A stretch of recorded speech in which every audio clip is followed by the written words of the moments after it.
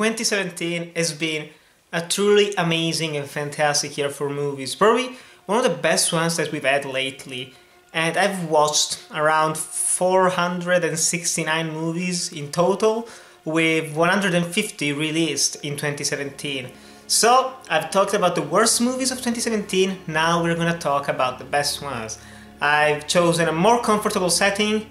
This is going to be long because I was creating a top 10, but honestly, why do I have to make just 10? And I decided to make a top 25 because I've watched plenty of great movies this year, or at least movies that I really loved. So here are the top 25 best movies of 2017. Be sure to tell me yours in the comments below.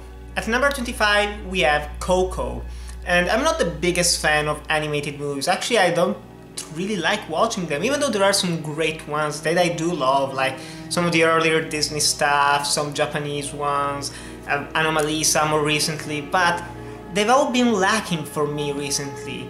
However, COCO, I went into it with low expectations, but I was thoroughly surprised by it. Started off okay and it got better and better by the minute, even though it is slightly predictable, but what isn't nowadays? I loved it. The ending had me crying, the animation was gorgeous, I really loved the music. Compared to other more pop songs that they've created for these movies, Remember Me in COCO is it's pretty great. It's not going to be on the radio every day, but it works in the context of the story, and that's why I love it, and it's at number 25, the only animated movie on the list. At number 24 we have Okja, the Netflix South Korean American British whatever production. This was a great film, probably the best Netflix film on this list. Well, not the second best, I have the list right in front of me. But still, Okja was a ton of fun, probably the most family-friendly South Korean film. Bong Joon-ho, not mistaken, made it, and it's a blast. It's very funny, very weird. The message is a little bit heavy-handed, sure, but the journey in the movie is fun. It is a live-action animated film, basically, one of those Miyazaki productions. And Tilda Swinton, Jackie Gyllenhaal, probably his best performance in years. Fantastic, fantastic in that film. But yeah, it's just a very light-hearted and fun film to watch that started the John Denver craze, or at least continued it, with Annie's song in the film, but still, highly recommended. At number 23 is BRIGSBY Bear. This film, I haven't talked about it on this channel, but it was inspirational, to say the least. I'm not going to talk about the plot all that much, but let's just say that it's about a boy, more or less, wanting to make a movie, an independent film, and the journey that he goes through, how he evolves, the people that he meets to make this film true and become reality. It just warmed my heart. It was so beautiful to watch, so human, that it captured my feelings right from the get-go, and it held them all throughout. And also, probably this is the best Mark Hamill film of 2017, so yeah. At number 22 we have Lady Bird. Again, another movie that I went in with relatively low expectations, and I liked it. I'm not the biggest fan of coming-of-age movies, but Greta Gerwig does a great job with this one, mostly because it is very tight in terms of pacing. It is slightly less than 1 hour and a half long, if I'm not mistaken, and it feels like it. It feels very fast-paced, very tight, like I've said. Each scene matters to build up the character of Lady Bird, how she becomes just an asshole of a teenager, but you still like her because she isn't the bad type of asshole, she is the conflicted type of asshole, let's say. And also the relationship between her and her mother, played by Laurie Metcalf. It's great, great stuff. She could have easily been an asshole as well, the mother, but you get where she's coming from. Lady Bird is just ignoring the painful realities of life, but her mother is trying to tell her, like, come on girl, this is not working out. You have to focus on the real stuff in life, not just this mumbo-jumbo romanticizing poetry and whatnot. But it's hard to not tell your kids to dream. They have to dream in one way or another. You have to support them, but you still have to keep a foot in reality. And that's what you get with this movie, and that's why it is at number 22 on the list. At number 21, it's A Ghost Story. Again, relatively low expectations. I have mixed feelings towards art house cinema. Some movies I love, some movies they take me out a bit. This year, for example, we had It Comes at Night. A lot of people loved that one. I didn't really. It kind of bored me, mostly because I wasn't really interested in what was happening. Some scenes are good, but this is not about It Comes at Night, it's about A Ghost Story. And A Ghost Story, it's another short film, but with a long-ass pacing. And it's basically about Casey Affleck and Rooney Mara. He dies in an accident, becomes a ghost, and starts haunting the house where she's living. And it's not the usual type of haunting, it's just him standing in corners with a literal ghost sheet that you can see in the poster here, covering him throughout the entire film. And this movie was powerful, even though there is a scene that a lot of people either love or hate with an hipster guy during a party inside this house that pretty much explains the message of the film. It worked. In context, it worked. Not having that scene probably wouldn't have even given that much weight to the message of the movie, in my opinion, but we needed it. It starts off very slow, but as soon as one thing happens inside the house related to Rooney Mara, after the infamous pie scene, everything starts moving faster, and time starts losing meaning. And that's the main theme about time, about being remembered by those who love you. It's good stuff, very, very good stuff, and cinematography excellent. 4:3 aspect ratio with people actually moving inside the frame. We don't get to see that often, it's usually static shots or moving just on one single plane, but seeing someone up from a house in the distance coming towards the camera, it's mind-blowing, which shouldn't be, but I was like, wow, she's actually moving in a different axis rather than just on the x-axis. But Ghost Story, check it out. At number 20, it's Dunkirk. I watched this film finally. This movie came out when I was in Venice at the Venice Film Festival, and literally every single person that I know that doesn't even like movies, every single one of them has watched Dunkirk. And they kept saying, "Oh, have you watched Dunkirk?" I was like, "No, I haven't gotten a chance to watch it yet." "Oh, well, you should definitely watch it. It's a great movie. Why haven't you watched it? You watch so many movies." I just didn't. I couldn't find the time to go watch it. But finally it came out on Blu-ray, bought it, watched it, and it's a great movie. The only real issue, that isn't really an issue per se, it's more of a personal thing. I like my movies with strong emotions.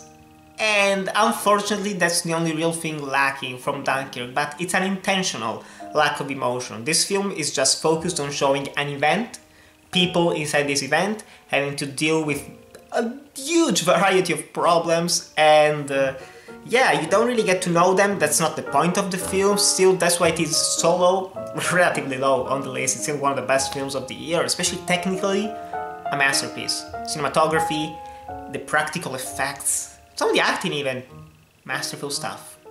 At number 19, it's the last, technically, Netflix film, The MEYEROWITZ Stories, new and selected. What can I say about this film? This was pretty great. I'd never seen a film by Noah Baumbach, and this one was a great introduction to me. Again, similarly to Lady Bird, and I know that he and Greta Gerwig are in a relationship, they made some films together. They have similar bits to them, like episodic and at the same time not episodic scenes. It's a weird mix of them, but the thing about this film is that it has an excellent cast, even with Adam Sandler, who gives probably one of his best performances right after Punch Drunk Love, Ben Stiller, Dustin Hoffman. And do people like Dustin Hoffman now? I don't know. Is he still accused of something? I don't care, but it's a very excellent cast who delivers the dialogue, which is fantastic. They deliver it expertly, and there are some memorable scenes. Some are slightly weaker than others, but it gave me strong emotions in the end. And yeah, it's kind of a feel-good movie in its own weird and twisted way. At number 18, it's Raw. And Raw, it's a Belgian movie, horror movie about a girl who becomes a cannibal, and it's gorgeous. Gorgeously shot, very well told. The gore is minimal, it's used sparingly, but when it's used, it's pretty effective and powerful. But the main thing about this film is that it's about a story. It's about characters, it's about themes, it's not about just scaring you or showing gore. And that's what makes it so powerful and effective. The relationship between the protagonist and their sister, it's good stuff. It's very, very good stuff. At number 17, we have Get Out. Jordan Peele, directorial debut, Oscar-nominated movie. It's great. I didn't know what to expect from it, but I got more than I was expecting to. The acting, the atmosphere of the film, the darkly comedic moments and the more horror-heavy ones, it all worked perfectly for me. It's a near-perfect film. There are just some minor problems with a couple of scenes, even rewatching it, they're just nitpicking. But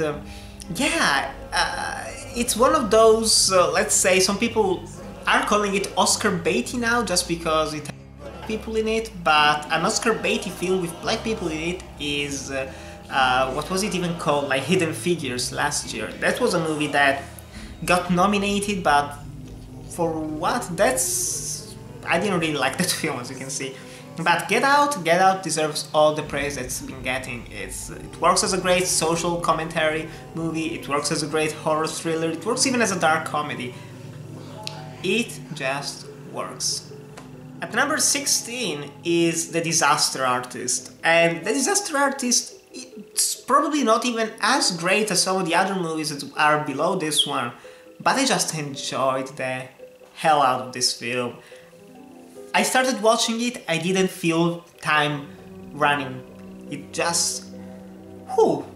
thoroughly entertaining from beginning to end. I love the book, I love this movie, and again, it's just like BRIGSBY Bear, but even more so. It's an inspirational story about filmmaking, about following your dream, about doing what you love most, and trying to make the best possible thing. Even though it came out as shitty as possible, probably the worst possible thing that could have come out of the making of The Room, still, it's become successful. Tommy Wiseau is known around the entire world. That isn't saying something, I don't know what is. At number 15 is a true Oscar snub film, Good Time by the Safdie brothers, and this film was so fun. Fun in a weird way, and the guys at Double Toasted put it the best. It's like a Three Stooges skit, only with real consequences. Because there are some insane things that happen in this film about a robbery made by two brothers. One of them is retarded, and the retarded brother goes to prison after the robbery, and the other one is trying to save him, to break him out, let's say. I won't go into more details. But there are some things that are happening in this film that are unconventional, starting from the camera work, which is mostly close-ups, but still gives you a sense of geometry inside each scene, which is masterfully done. The editing, the music, the acting with Robert Pattinson and the Safdie brother, I don't remember his name, but who played, one of the directors actually plays the retarded brother. I work with retarded people during the weekends. It's spot on. Like, I've met someone like him in real life, and it was... That's the true Oscar snub of every single... Wonder Woman didn't get nominated and whatever the fuck. Safdie brother number 1, he should have gotten nominated at least for Best Supporting Actor. Just fantastic, fantastic, just like the rest of the film. And there is one moment in particular related to what happens in a house after going out of a hospital. If you watch the film, you know what I'm talking about. There is a twist. I did not see that coming, and just go watch it. I think it's also available on Netflix now, or at least in Italy it is, so definitely go watch Good Time. It is more than a good time, it's a great time. Okay, go watch it. At number 14 we have Wind River. Wind River, Finally, the directorial debut or second film by, but please don't count the first one, by Taylor Sheridan.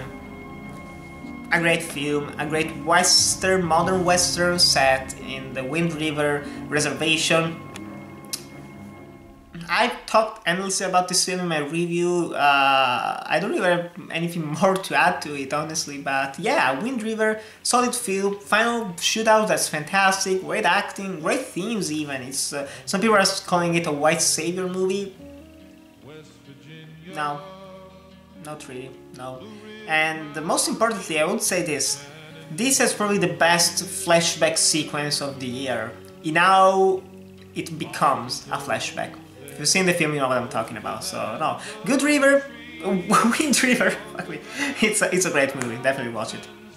At number 13 we have Logan, another modern western, another action movie, but the only superhero film on this list. I was a bit cold this year as far as superhero movies go, but Logan is the only one deserving, in my opinion, of great praise. It goes beyond a superhero film, it becomes a true movie in every single way, from the character. The main character, Logan, if you haven't watched any of the other Wolverine, X-Men movies, it still works. I watched it with a friend who knows jack shit about him. It's just, yeah, he's the guy with the claws, right? That's all he knew, and he loved this film, so it has gorgeous cinematography, it is a very touching story, very emotional, if you know and don't know the character.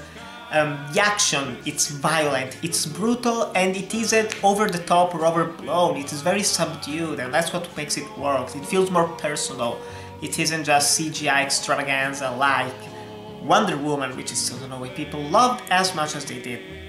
But definitely watch Logan. The ending alone is worth the price of admission. At number 12 we have Columbus, and Columbus is, if I have to compare it, it's probably the La La Land of 2017. La La Land in the sense that this film tackles themes of passion. Passion for what you love.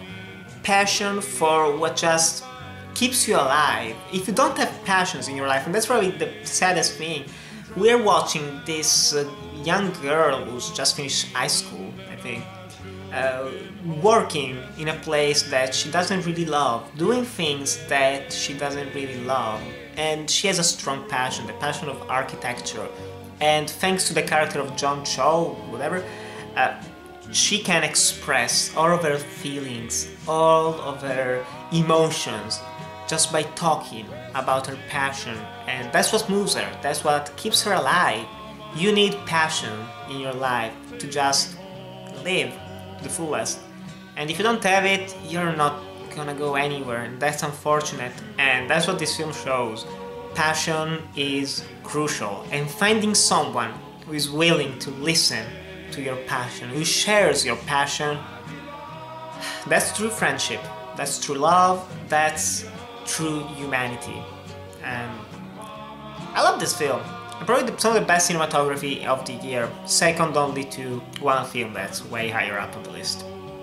At number 11 we have Logan Lucky, which is probably my favorite comedy of the year, judging by it. Logan Lucky, Steven Soderbergh. This film just worked. I made a review of it, it got copyright strike by some shit-ass company, I don't know, but I love this film. From beginning to end, I was glued to the screen.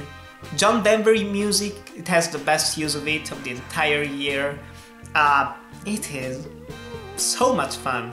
So much fun. An amazing ensemble cast from Channing Tatum, Adam Driver, Kylie Rowe, Riley Keough, sorry, and even Daniel Craig. Masterfully made. And the ending, it's another one of those films, the last 20 minutes of the film, I had a big ass smile on my face, and it gave me some strong ass emotions, and I've never felt such emotion during Take Me Home by John Denver, being sung by a little girl at a pageant. It's a great film, great film. At number 10 we have Foxtrot, the Israeli dark comedy. I don't think it's even available in the US right now, which is unfortunate, or even around the world. I don't know what's its release schedule, but Foxtrot is fantastic. I talked about it in my review as well. It is 3 different movies inside one, 3 different acts even, and they all work. The first one is this darkly comedic, weird sequence about grief over the loss of a son. The second one is a surreal war movie with these young soldiers in an outpost in Israeli territory, and the third one is a drama, family drama, and they all work seamlessly together. And of all the films that I watched at the Venice Film Festival, I've rewatched some of them, they're even higher up on the list. But this one is probably the one that I want to revisit the most, and it stuck with me, and I also finally know what the Foxtrot dance is, so yeah. At number 9, with the killing of a sacred deer. Pure nightmare uncomfortableness fuel. This film was weird like every other Yorgos Lanthimos film, but it worked. It worked masterfully here, even more than The Lobster in my opinion. I had chills during this film, and chills that are coming from the dialogue, from the camera work, from the acting. There isn't necessarily anything disturbing as far as visuals go, or as far even as violence or anything else. It's just a situation that makes you feel dirty, very uncomfortable in your seat, and I love those feelings. A lot of people don't, but yeah. The most disturbing film of 2017, quite easily. At number 8, it's Brawl in Cell Block 99, a film that I originally had slightly lower on the list, but I rewatched it, and I have no shame in saying that I love this film 100%. From Vince Vaughn's career-defining performance, the excellent camera work, the disturbing fight scenes, but most importantly, the story itself and the direction by Craig S. Zahler.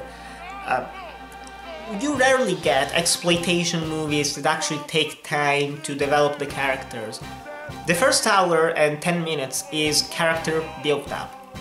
The brawl, the actual brawl, or even any type of strong violence begins halfway or even a little bit later in the movie, and then it's just non-stop craziness. But before that, you get to know the characters through interesting dialogue, situations that tell you everything without necessarily explaining things to you. It's just one of those films that works in every single way, and the disturbing violence is going to make a lot of people not like this film, or at least turn them off immediately as soon as it starts happening, like it did at the premiere at Venice.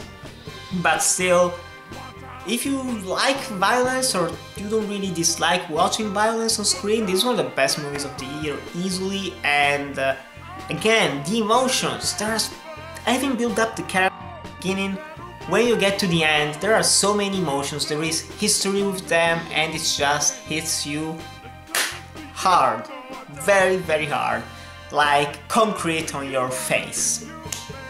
That's a memorable kill. At number 7, we have probably the movie that I don't care for putting this high on the list. I probably wouldn't even put it higher, but it's just a personal thing. John Wick Chapter 2, baby! I've watched this film 6 times now, and it never gets old. This is action perfection to me. It just works wonderfully. 2 hours of a kick-ass character with kick-ass situations, killing bad guys. Just go watch it. I don't even want to spend more time talking about this film. I've done it endlessly with people around me, but John Wick Chapter 2, probably my favorite action movie of all time. I'm not joking. It's there. It's up there. Top 5 easily. Top 3 easily. Number 1. Number 1 action movie of all time. It's done. It's chosen. That's it. Let's move forward to number 6, which is the Florida Project. Yeah, following this with John Wick, it's weird. But the Florida Project was, wow. wow, what a film. It's a slice of life inside this motel where families are living near Disneyland in Orlando, Florida. And again, characters and emotions. This film is dark with its subject matter, but it's all seen from the point of view of children, and thus we have vibrant colors all over the place with this pastel richness in their textures. Oof, great, the acting, fantastic, they feel like real people. Willem Dafoe, probably his second best performance after playing Max Schreck in Shadow of the Vampire. Good stuff. The little girl, Brooklyn Prince, excellent. The mother as well. And yes, again, the ending is what made this film work, because there are so many scenes that don't really feel episodic in nature, but they work once again. They are yeah, just thinking about it, I want to revisit it. And it's coming out on VOD recently, so in a couple of days, maybe even today, depending on when I post this. But go watch this film, The Florida Project. It's probably the most underrated film of the year, but you need to watch this. You truly need to. At number 5, it's Call Me By Your Name, my most viewed review on YouTube. And if you're watching this, you probably have subscribed thanks to that review, so thanks a lot for subscribing. But I loved Call Me By Your Name. I'm not a big fan of Italian cinema, honestly, but this one is probably the best one that I've watched in quite a long time. From the cinematography, the themes, the romance, and the coming of age aspect, that it's done in an unconventional and more realistic way. There isn't needless drama, AIDS epidemic and whatnot. There isn't any of that bullshit that you usually get in gay, homosexual, LGBT movies. It is a normal, straightforward romance movie, romance during the summer. The romance that starts and you know it's going to end and it's not going to last, but you still hope it will. Not gonna say more, but you probably watched the review already. But still, Call Me By Your Name, oof, great stuff, great stuff. At number 4 is 3 Billboards Outside Ebbing, Missouri. Marty McDonagh. I am so happy that this man is getting the love that he deserves. I've been a fan of his for 5 years now. I've watched In Bruges countless times. It's my top 5 favorite movies of all time. Seven Psychopaths as well, I love it. And seeing this much love for his latest film makes me so darn happy to watch him finally become more mainstream, more appreciated by the public. And 3 Billboards, it's getting some shit by other people, like... Why? Why? It is a movie that does not care about your personal feelings. The world is a shit-ass place. It's full of terrible people. It's full also of good people who do terrible things, and vice versa. And there are just great characters in this film. Mildred Hayes, she has good intentions, she has a good goal, but she is incredibly unlikable the more the movie goes on, and you start regretting even rooting for this woman, for how she's acting. And then you also get Sam Rockwell's character, and Woody Harrelson's character destroyed me when I watched this film, emotionally speaking. And these two, they have arcs that are wonderful, especially Rockwell. He goes places that, poof. An asshole cop, a racist cop, you shouldn't root for him, sure you shouldn't, but that's not what happens in the film. You don't really root for him, you just understand all of the characters and you believe how they grow and how they evolve. You believe their arcs during the movie. So yeah, 3 Billboards. It's a surefire winner for Best Original Screenplay, and it deserves it. Okay, before we move forward with the last 3, just hear me out a little bit. I wanted to make this video some weeks ago actually, but I kept on changing this list. So once again, I haven't said it in the beginning, but don't take these shits too seriously. The Orders. Doesn't mean that COCO is worse than any of these movies. It's not. Neither is FOXTROT better than Get Out or whatever. Don't take this shit seriously. And most importantly, don't take the last 3 movies all that seriously, because I kept on changing them. Number 3 was for the longest time the number 1, then number 2 became the number 1, and then number 1 became number 1. They kept on changing positions, but it's set. These are the last 3 movies, my favorite movies. I've watched them already multiple times and I enjoy them to death. Starting with number 3, Blade Runner 2049. Technical marvel, and that could be enough for me, honestly. Just technically it's a masterpiece, yeah, whatever. That's what Dunkirk was. Dunkirk is a technical masterpiece, and Blade Runner as well is. But Blade Runner has a story. Blade Runner has characters, it has emotions, and even though it is 2 hours and 45 minutes long, it needs to be that long. How it is shot, how everything builds up to each encounter, the action scenes are very few, far between, and probably like 10 seconds short, like every action scene in the other films of the director. He loves to build up tension during his films, and here it is masterful, and it goes to some places that I wasn't expecting to go to, emotionally speaking, and with its themes of humanity, of what makes us human, of what makes us special in life, and that's what made the ending touching to me. Even though I haven't cried as much as in front of like the Florida Project, Call Me By Your Name, it felt complete. It's one of those films, it's weird to explain, but it just feels right, complete. Every single scene mattered with this film, and yeah.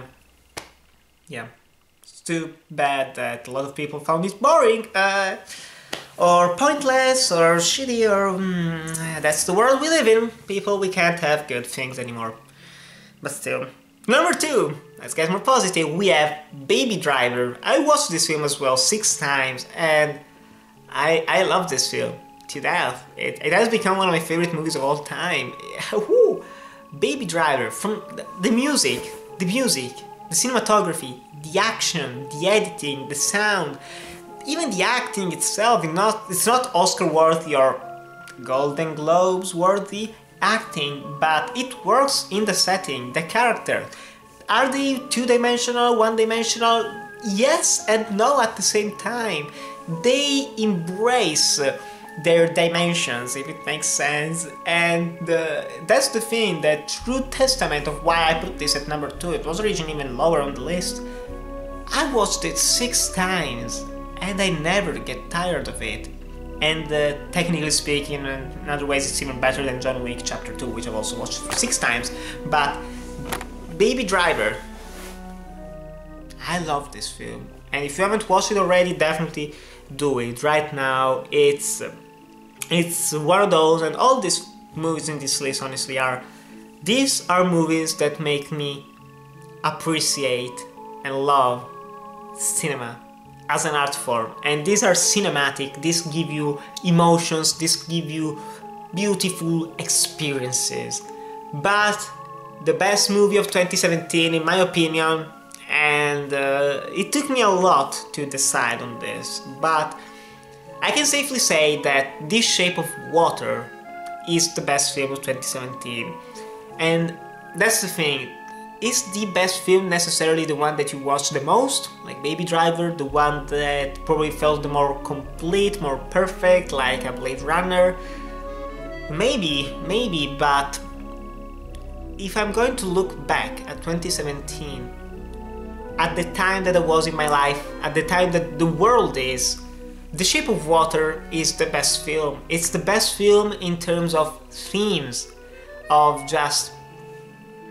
It's a shit world, like I've said, only that while a film like 3 Billboards shows the ugliness in this world with little room for redemption, which is still possible, but it still isn't enough to make everything better, The Shape of Water actually shows you the beauty of love, of life, of humanity, and it gives you the feelings, the strongest feelings, from the music by Alexander Desplat, from the cinematography by Dan Laustens, from the production design.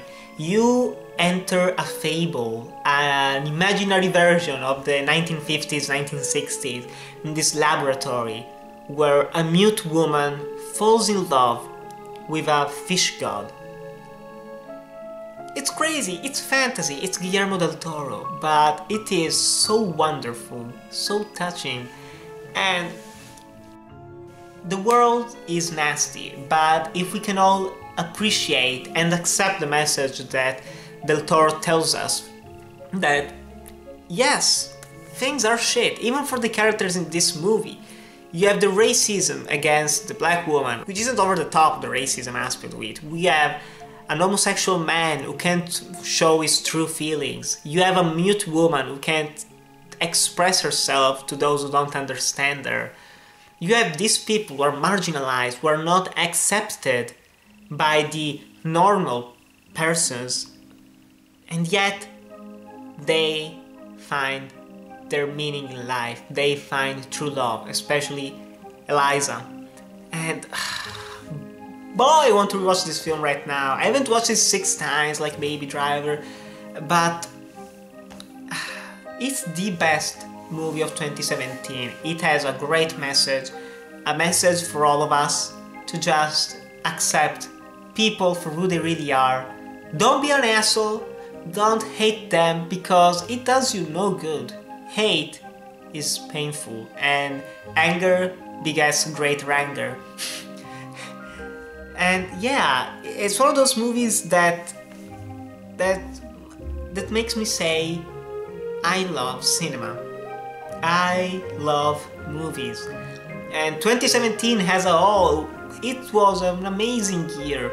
Even from some of the shittiest movies, like a Bye Bye Man, I loved watching that for how shit it was, for how much enjoyment I got out of it. I loved watching Atomic Blonde because even though the story is fucking convoluted, I still like some of the action scenes and some of the music. I loved watching Blade of the Immortal, where a man slices thousands of other people with a sword. I love watching movies. And will 2018 be as great as this year? Probably not, or probably yes, probably even better, who knows, who knows. But all I can say is just that 2017 is really one of my personal favorite years for movies. If you haven't watched any of these films on this list, definitely check them out as soon as possible. But one last thing, if you have to be perfectly honest, I almost put Twin Peaks: The Return at number 1. I did. I was thinking of doing it. I mean, it's accepted as a movie now. Even Le Cahiers du Cinéma, the French journal, put it at number 1, and not only them, but yeah. Even though I want to say it's a movie, it still ain't a movie. But that's probably the best thing of 2017. But still, if you haven't watched any of the movies on this list, definitely check them out. If you have, tell me if you like them, if you dislike them. Probably the Ghost Story, a lot of people didn't like it for it being boring, or some people thought Logan should have been number 1, whatever. Tell me your thoughts, your favorite movies of the year in the comments below. And guys, thanks as always for watching. Remember to like, comment, subscribe, and I'll see you in the next video.